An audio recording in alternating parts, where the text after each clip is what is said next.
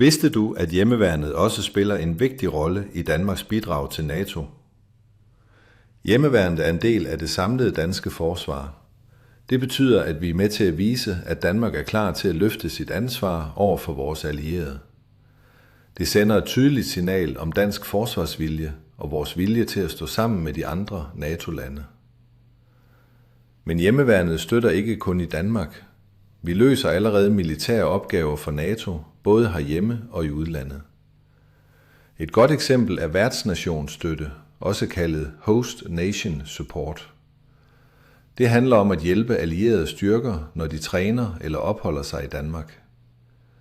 Hjemmeværnet kan blandt andet støtte med bevogtning, trafikregulering og andre praktiske opgaver, så de militære enheder kan fokusere på deres mission.